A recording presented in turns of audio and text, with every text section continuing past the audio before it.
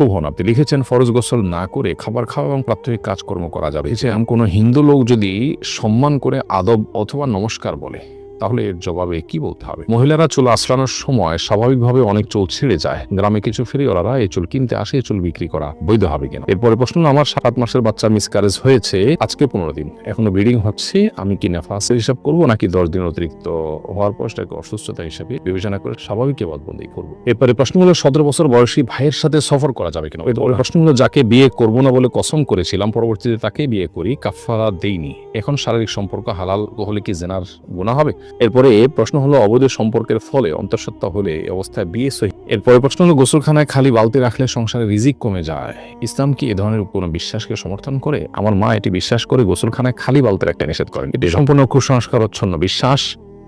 বাথরুমের বালতি খালি থাকলে সংসারে রিজিক কমে, এরকম বিশ্বাস করাটাও ইমানের সাথে অসঙ্গতিপূর্ণ বিষয়। রিজিক দেওয়ার মালিক আল্লাহ তাআলা।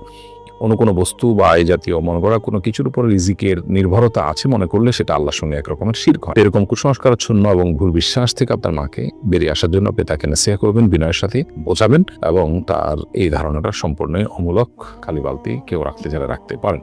কেউ যদি তার সন্তানকে হারামজাদা বলে গালি দেয়, এটা তার স্ত্রীর জন্য জেনার অপবাদ হিসেবে গণ্য হবে কিনা?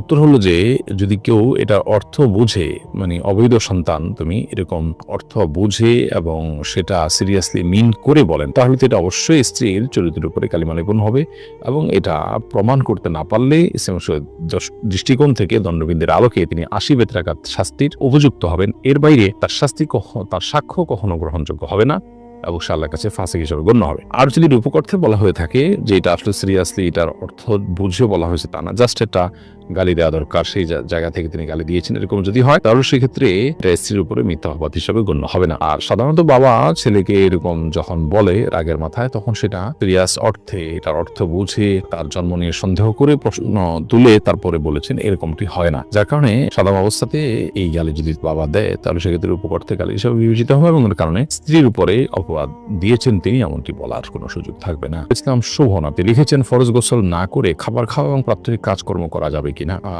ফরজ গোসলের পর যদি ফরজ গোসলের আগে আপনি খেতে চান তাহলে খেতে পারেন, বা অন্য কোনো কাজ করতে চাইলে করতে পারেন। তবে ফরজ গোসলের আগে অন্য কিছু করতে চাইলে একটু উজু করে নিয়ে তারপরে সেই কাজগুলো করাটা হলো উত্তম। কোনো হিন্দু লোক যদি সম্মান করে আদব অথবা নমস্কার বলে তাহলে এর জবাবে কি বলতে হবে? উত্তরের জবাবে তাকে হাদাক আল্লাহ বলতে পারেন, অথবা সৌজন্যতার খাতিরে তাকেও আপনি